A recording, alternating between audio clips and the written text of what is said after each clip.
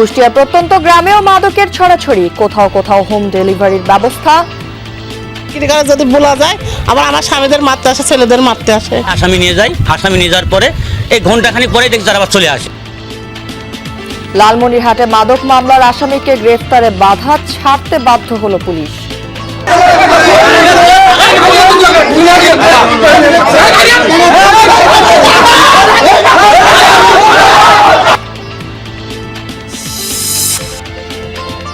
পটুয়াখালীতে কার্যক্রম নিষিদ্ধ আওয়ামী লীগ নেতার বাড়ি ভাঙচুর, লুটপাটের ঘটনায় মামলা হয়নি এখনো, অভিযোগের তীর ক্ষমতাসীনদের দিকে। ভোলার ইলিশায় মেঘনার তীর সংরক্ষণ বাঁধে ধস, বন্ধ ঢাকা রুটের একটি লঞ্চ ঘাট, ভাঙন আতঙ্কে পাড়ের বাসিন্দারা। দোষে যাওয়ার কারণে আমাদের দোকানপাট ভেঙে নিয়ে যাইতেছে। লোক ভাঙ্গে একে একে হালায় আবার কাজ করে না, কারণ এটা যদি দ্রুত এটা জরুরি কাজ করে তাহলে আমাদের জন্য উপকার হবে।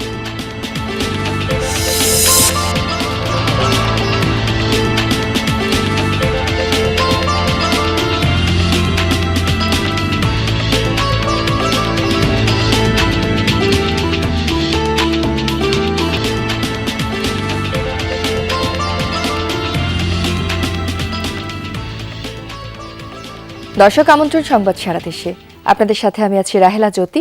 এতক্ষণ শিরোনাম দেখছিলেন, এবার থাকছে পুরো খবর। কুষ্টিয়া শহর থেকে প্রত্যন্ত গ্রাম অঞ্চল সবখানেই মাদকের ছড়াছড়ি, হাত বাড়ালেই মিলছে মাদক, এমনকি হোম ডেলিভারিও চলছে দেদারসে। প্রতিবাদ করলে হুমকির পাশাপাশি মারধরও করেন ব্যবসায়ীরা। নিয়মিত আইন শৃঙ্খলা বাহিনীর অভিযান চললেও মাদকের বিস্তার রোধ করা যাচ্ছে না কোনোভাবেই। বিস্তারিত রুহুল আমিন বাবুর প্রতিবেদনে। এভাবেই কুষ্টিয়ার সীমান্ত এলাকা দিয়ে মাদক চোরাচালান হয় নিয়মিত। এরপর তা ছড়িয়ে যায় জেলার 6 উপজেলা ও শহরের অলিগলিতে, চলে রমরমা বাণিজ্য। তাদের বয়স 15 বছর, সেই সব সালফাল ট্যাপেন্টা খায়, নষ্ট হয়ে যাচ্ছে। এখানে ওই পলিটিংই করে কি খায় তার নামও জানি না, পলিটিং নেই যে ফুলাই। এখানে র্যাবরা আসে, ডিবিরা আসে, আসার পরে আসামি নিয়ে যাওয়ার পরে এই ঘন্টাখানি পরে দেখি যারা আবার চলে আসে। বড়ি বিক্রি হয়, গাঁদা বিক্রি হয়, সবই হয়। গলিত বিক্রি করে যদি বলা যায় আবার আমার স্বামীদের মারতে আসে, ছেলেদের মারতে আসে। প্রতিবাদ করলেও মেলে না প্রতিকার, উল্টো জোটে হুমকি, কখনো হতে হয় মারধরের শিকার। আমার মাথাতে আঘাত করছে, আমার 4টে সেলাই আছে মাথাতে, তো ওরা ফাটাফাটি দেওয়ার পরে ওরা পালায়। আমি এইটা বাধাগ্রস্ত করার কারণে আমার উপরে আতর্কিত হামলা করা হয়। আমরা 6 জন আসামিকে পুলিশ দিয়ে গ্রেপ্তার করাই, যার ফলপ্রসূতে আমরা এইখানে স্টেশনে আসার সাথে সাথে ছন্ন বিচ্ছিন্নভাবে থাকি এবং তারা এসে আমাদের উপর অতর্কিত হামলা করে। সেবনকারীরাও বলছেন প্রশাসনিক ব্যবস্থা দুর্বল হওয়ায় মাদকের স্বর্গরাজ্যে পরিণত হয়েছে কুষ্টিয়া। যেখানে যাবেন সেখানেই পাবেন। 5 তারিখের পরের থেকে মাদকের সম্রাট হয়ে গেছে সবাই, যেখানে যাবেন সেখানেই পাবেন। কেউ দেখার নেই, এখানে এখন রমরমা ব্যবসা। বিশেষ করে 5 তারিখের পরে প্রশাসন দুর্বল হয়ে যাওয়ার পর থেকে মাদক কারবারিরা উৎফুল্লভাবে ব্যবসা করে চালিয়ে যাচ্ছে। পুলিশ বলছে শুধু অভিযান চালিয়ে মাদক নির্মূল সম্ভব নয়। মাদকদ্রব্য নিয়ন্ত্রণ অধিদপ্তরের কর্মকর্তা বলছেন এর জন্য প্রয়োজন সামাজিক ও পারিবারিক সচেতনতা। দিন শেষে দেখা যায় আমরা মাস শেষে যখন দেখি একটা বড় অ্যাচিভমেন্ট আমাদেরও আছে, কিন্তু এই অ্যাচিভমেন্টটা দিয়ে আসলে যে মাদক নির্মূল করা একেবারে সম্ভব হবে এটা একটু আমার মনে হয় কঠিন। আইন প্রয়োগের পাশাপাশি সামাজিক সচেতনতা, সমাজের সর্বস্তরের মানুষ যদি মাদকের বিরুদ্ধে সোচ্চার হয়, পরিবার থেকে যদি সচেতন হয়, সামাজিকভাবে আন্দোলন যদি আমরা গড়ে তুলতে পারি, তাহলে আইন প্রয়োগের পাশাপাশি মাদক নিয়ন্ত্রণ করা কিন্তু সম্ভব হবে। রাজনৈতিক অস্থিরতার সুযোগে লাগামহীন মাদক সাম্রাজ্য বর্ডার থেকে পৌঁছে যায় একেবারে বাড়ির বারান্দা পর্যন্ত। কবে থামবে এই মাদকের অস্থিরতা, সে অপেক্ষায় কুষ্টিয়াবাসী। রুহুল আমিন বাবু, যমুনা নিউজ, কুষ্টিয়া। লালমনিরহাটের হাতীবান্ধায় মাদক মামলার আসামিকে গ্রেফতারের সময় পুলিশের ওপর চড়াও হয় স্বজন ও স্থানীয়রা। শনিবার বিকেলে উপজেলার ভবানীপুর এলাকায় ঘটে এই ঘটনা। পুলিশ জানায় হাতীবান্ধা থানার এসআই রিমন, তুহিন এবং এএসআই লুৎফর সহ একটি দল মাদক মামলার আসামি হামিদুল ইসলামকে গ্রেফতার করেন। তাকে থানায় নিতে চাইলে পরিবারের সদস্য ও স্থানীয়রা জড়ো হয়ে পুলিশের ওপর চড়াও হয়। খবর পেয়ে থানা থেকে অতিরিক্ত ফোর্স ঘটনাস্থলে রওনা দেয়, কিন্তু তারা পৌঁছানোর আগেই পরিস্থিতির আরও অবনতি ঘটে। এক পর্যায়ে হামিদুলকে ছেড়ে দিতে বাধ্য হয় পুলিশ।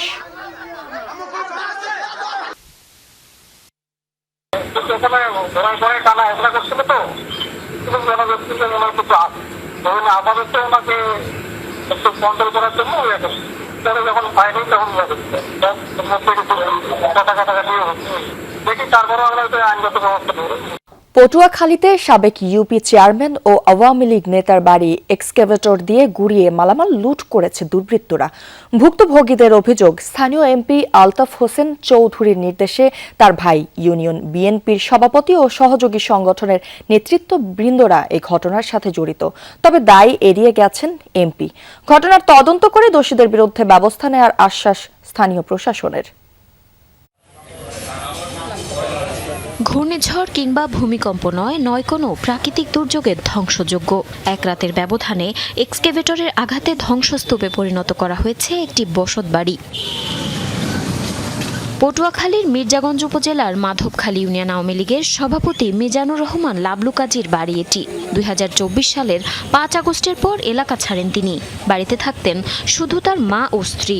পরিবারের অভিযোগ, 17 জুলাই অসুস্থ মাকে চিকিৎসার জন্য ঢাকায় নেওয়ার সুযোগে রাতে একদল দুর্বৃত্ত এক্সকেভেটর দিয়ে তার বাড়ি গুড়িয়ে দেয়। পরে ঘরের মালামাল লুট করে আগুন ধরিয়ে দেওয়ার অভিযোগ রয়েছে। এ ঘটনার পেছনে স্থানীয় এমপি আলতাফ হোসেন চৌধুরীকে দায়ী করছেন লাবলুর স্ত্রী। আলতাফ হোসেন চৌধুরী উনি যে করেই হোক আমাদের বিল্ডিং ভাঙবি, সে কোনো আইন মানে না, আদালত মানে না। ওটা যদি সরকারি জমি হইতো তাহলে রাত্রে ঘর ভাঙবে কেন? সরকারের কাছে তারা একটা নোটিশ দিত, আমাদের সেই নোটিশ আমাদের পাঠাতো। বাজার সংলগ্ন এলাকায় এমন ঘটনা ঘটলেও প্রকাশ্যে মুখ খুলতে রাজি হননি স্থানীয় অনেকেই।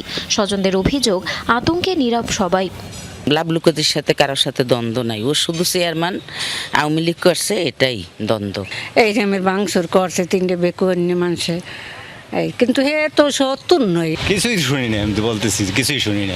কিছু বলে দেয় না, আমি এই বিষয়ে কিছু বলবো না। হ্যাঁ প্লিজ, আমি এই বিষয়ে কিছু বলবো না।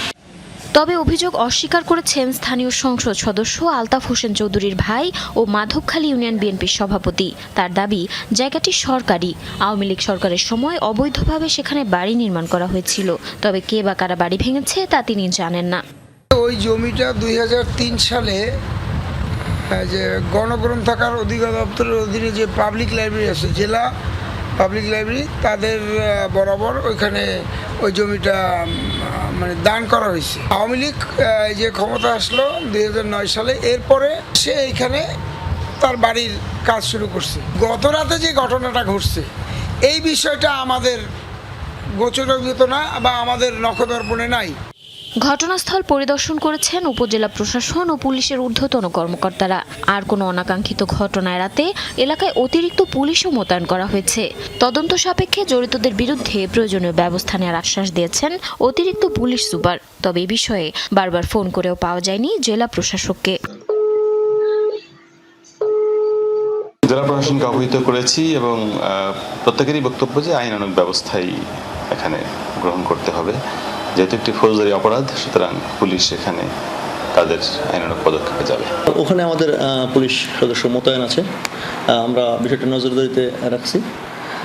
যদি এরপরে যদি কোনো ধরনের কোনো কিছু আসে তা আমরা সেটাও প্রতিরোধ করব।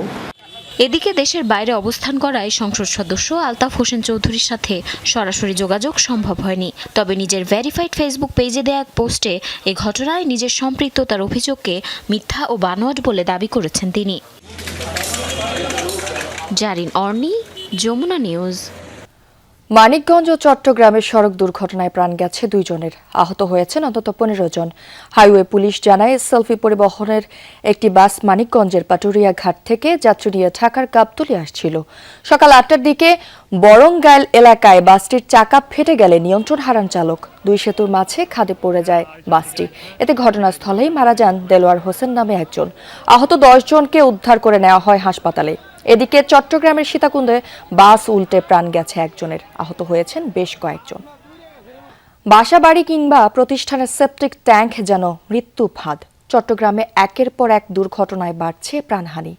বিশেষজ্ঞদের মতে, ভবনের গুরুত্বপূর্ণ অংশ হলেও সেপটিক ট্যাঙ্ক নিয়ে অবহেলা হয় সবচেয়ে বেশি, সাথে নির্মাণ ত্রুটি। শ্রমিকরাও কাজ করেন সুরক্ষা সরঞ্জাম ছাড়াই। সুজন চন্দ্র দাসের ছবিতে সহকর্মী জোবায়েদ ইবনে শাহাদাতের রিপোর্ট।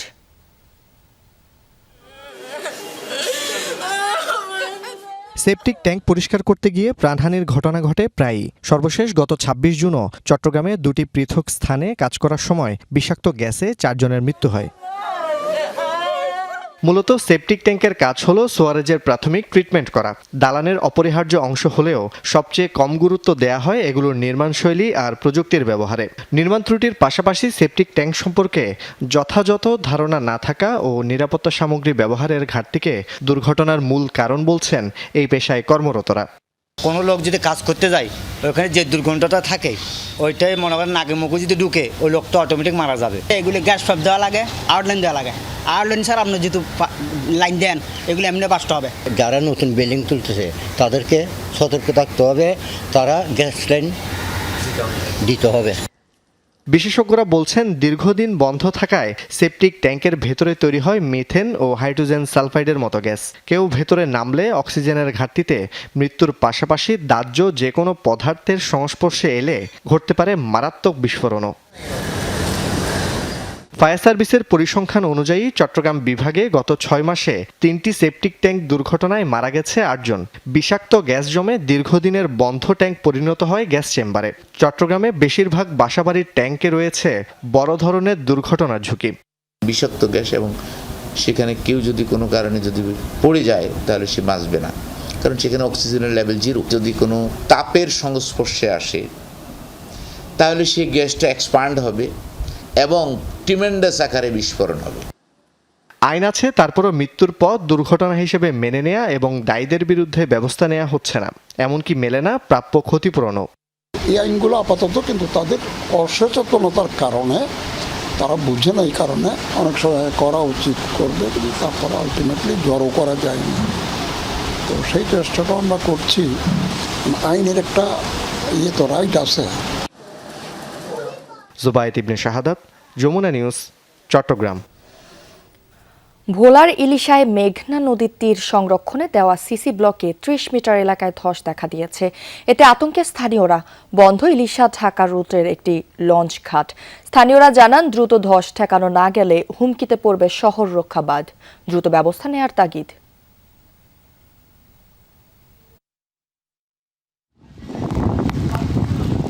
এটি ভোলা সদর উপজেলার পূর্ব ইলিশা ইউনিয়নের ইলিশা লঞ্চঘাট এলাকা।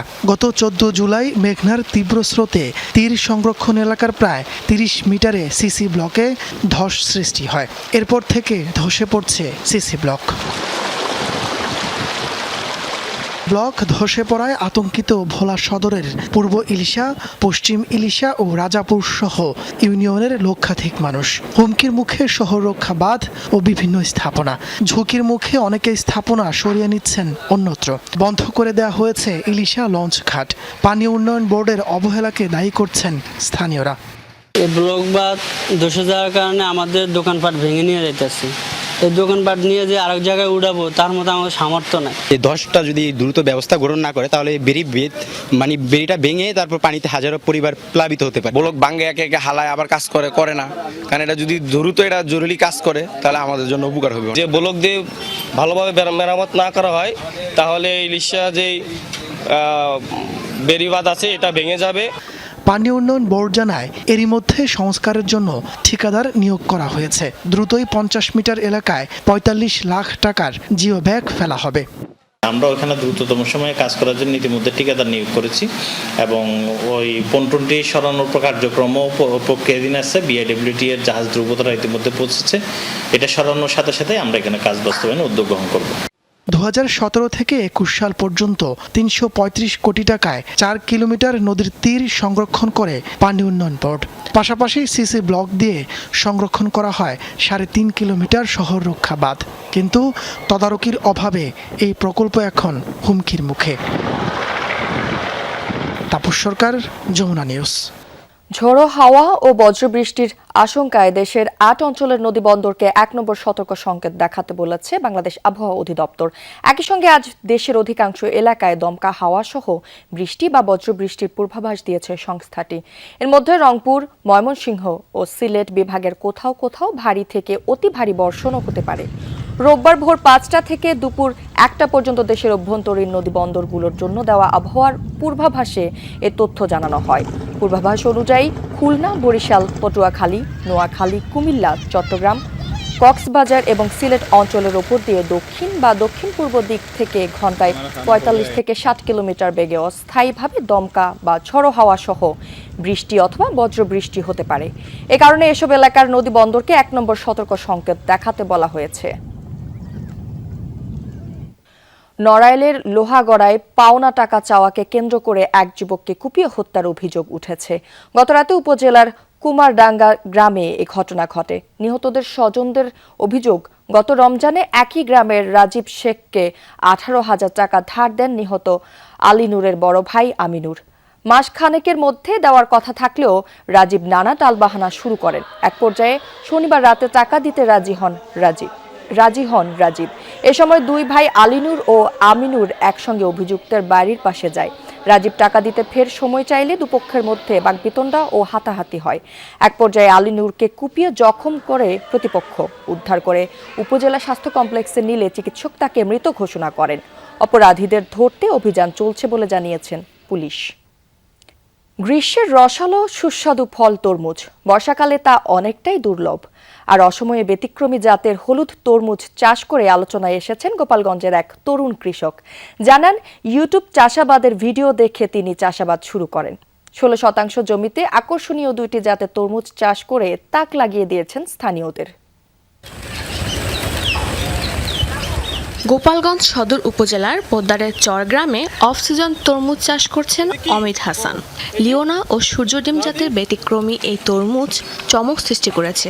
এসব তরমুজের একটি জাতের বাহিরে খোসা সবুজ, ভেতরে শ্বাস হলুদ, আরেকটি জাতের খোসা হলুদ, ভেতরে শ্বাস লাল। দেখতে যেমন আকর্ষণীয়, তেমনি স্বাদেও ভিন্নতা থাকায় ক্রেতাদের আগ্রহও বাড়ছে। থেকে আপনার ভালো আর্ন হচ্ছিল না, ভালো লাভ হচ্ছিল না, টুকটাক লাভ লস মিলিয়েছিলাম। পরবর্তীতে আপনার ইউটিউবে অনেক ভিডিও দেখে আমি উৎসাহিত হওয়ার পরে আপনার গত 24শে নভেম্বরে আমার কৃষির যাত্রা শুরু হয়, বিশেষ করে আপনার এই ফল সবজি চাষাবাদ শুরু করে।